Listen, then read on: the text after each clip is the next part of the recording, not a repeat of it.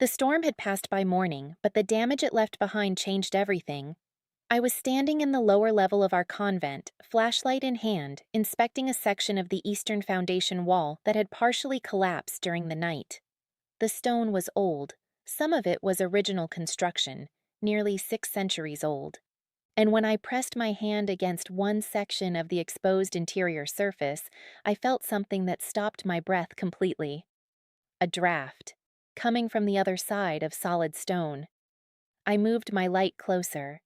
There was a narrow passage behind the rubble, barely wide enough for a person. I followed it for maybe 20 feet before I saw the door massive, wooden, banded with iron so thickly crusted with oxidation that it looked fused to the frame. There was no lock I could see. Just iron and silence and 400 years of sealed darkness. When I finally pushed it open, I stepped into a room where every candle sat half melted in its holder, every chair remained pulled back from a table still set with wooden bowls and cups, every quill rested beside unfinished letters, every piece of clothing hung neatly on its peg, and the air itself felt heavy with the weight of a moment that had simply never been allowed to end. I want you to stay with me, because by the end of this story, you will understand that the greatest mystery was never how that chamber survived 400 years completely untouched. The greatest mystery was why someone willingly sealed it forever and what that decision cost them. To understand why I was exploring beneath the convent that morning, I need to go back about 6 months earlier. My name is Sister Aveline. I have lived inside the convent of St. Marin of the Hollow Hills for 23 years, and for the last 11 of those years, my primary responsibility has been historical preservation. Our convent sits at the edge of a forest in the small, largely forgotten region of Draven, surrounded by ancient cemeteries, collapsed monastery walls, underground storage passages, and a medieval town called Vetherin that still uses cobblestones laid in the 14th century. Most outsiders find the place atmospheric and romantic.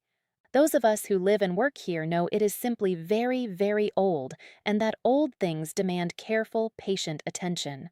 I loved that work. I loved the manuscripts most of all, sitting with a document that someone had written by candlelight 5 centuries earlier, carefully unfolding its pages, reading handwriting that had waited generations for a reader. There was something profoundly humbling about it. I believed, genuinely and deeply, that history always left behind evidence for those willing to look slowly enough to notice it. I never once imagined that a storm, a collapsed wall, and a narrow stone passage would put that belief to the most extraordinary test of my life. The morning I found the chamber, I told no one immediately. I know that sounds strange, but I needed a few minutes alone with what I was seeing before I could form a single, coherent thought about it. I walked the perimeter of the room slowly, keeping my hands at my sides, touching nothing. It was roughly 30 feet long and perhaps 20 wide, stone walls, vaulted ceiling, no windows of any kind. The air was cold and dry, almost unnaturally so, because the chamber had been sealed so completely that neither moisture nor fresh air had entered in centuries. That dryness was the entire reason everything had survived. No decay, no mold, no deterioration, just stillness. There were 2 long tables. Both were set as if for a working session rather than a meal, with documents spread open, inkwells placed nearby, and candles positioned at intervals. On one table, I counted 11 separate piles of papers, each weighted with a small, smooth stone. On the other, I found maps. Hand-drawn, detailed, showing the Draven region as it had existed long ago, villages I recognized, roads that no longer existed, and boundary markings I did not understand. On the far wall hung a series of wooden shelves lined with leather-bound volumes and sealed cylindrical cases clearly designed to protect rolled documents. In one corner sat a carpenter's workbench still scattered with small tools and iron hinges. That detail stopped me. Someone had been building or repairing something in this room right up until the moment they left. I called our Mother Superior that afternoon. I contacted the Regional Historical Society the following morning. Within a week, I was working alongside 2 preservation specialists and an architectural historian named Dr. Sorrell, who spent the first 48 hours in the chamber barely speaking, simply moving from object to object with an expression I can only describe as reverent disbelief. We began documenting everything before touching anything. That process took 3 weeks, and it was during those 3 weeks, as I cataloged every item and studied every document carefully, that the questions began compounding faster than any of us could answer them. The first question was simple enough. Who built this chamber? The architectural evidence suggested it was constructed deliberately as part of the convent's original lower-level design, then sealed from the outside by removing the interior corridor entrance and filling the passage with rubble that was later incorporated into a subsequent foundation repair. Someone had deliberately buried the entrance. That much was clear. What was not clear was why. The second question was harder. Why was everything left behind? The documents on the tables were unfinished. The letters were mid-sentence. Whatever had caused the people in this room to leave, they had left with great urgency, but they had left their work exactly where it was, as if they fully intended to return. Except they never did. I found the first journal inside one of the sealed cylindrical cases.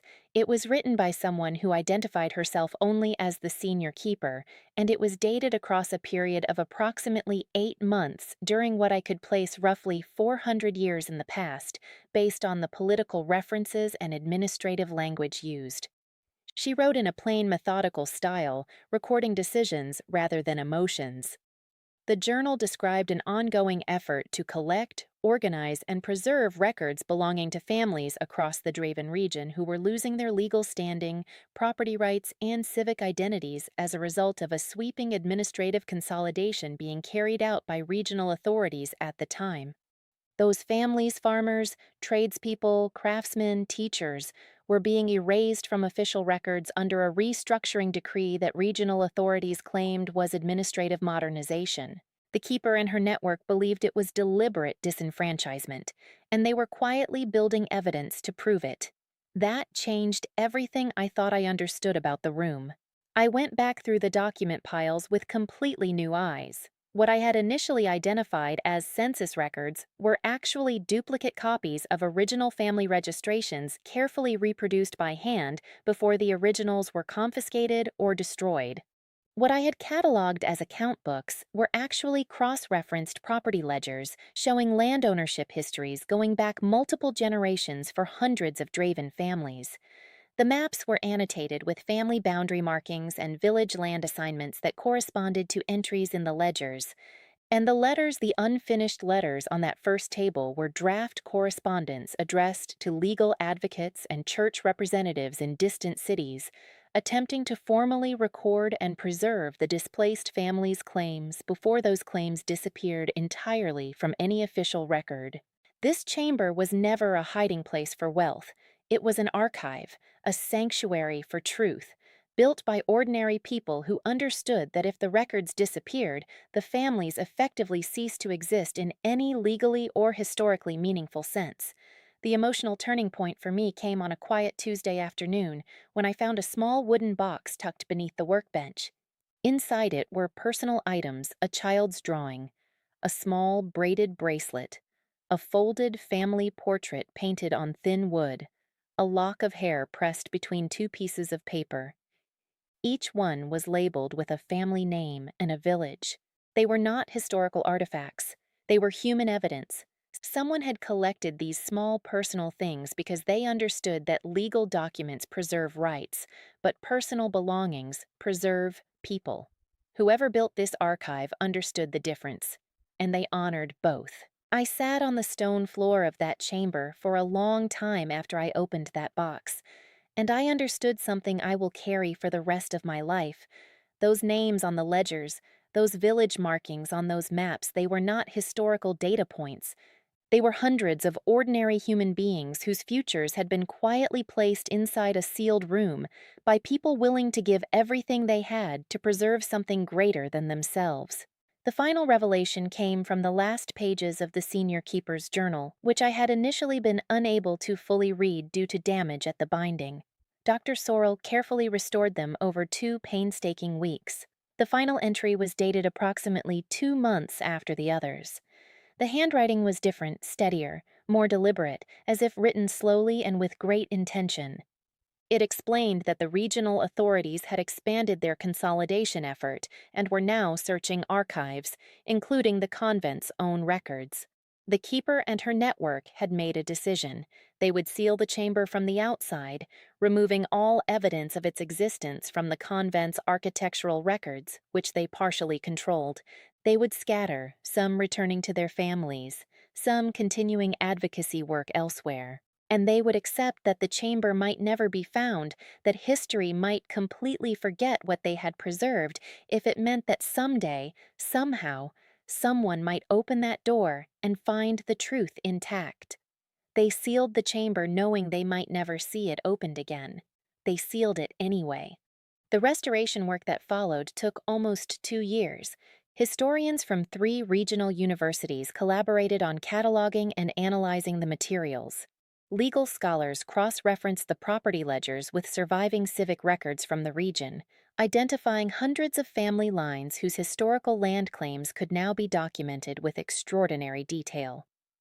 Several communities in the Draven region towns, whose histories had always contained strange gaps and inconsistencies that residents had quietly passed down as unexplained mysteries, now had answers. Pieces of their histories restored. Names returned to the record. Our convent has since established a formal historical preservation center built around the chamber, which is now protected as a site of extraordinary cultural significance. The chamber itself remains largely as it was found, carefully preserved, carefully lit, carefully maintained.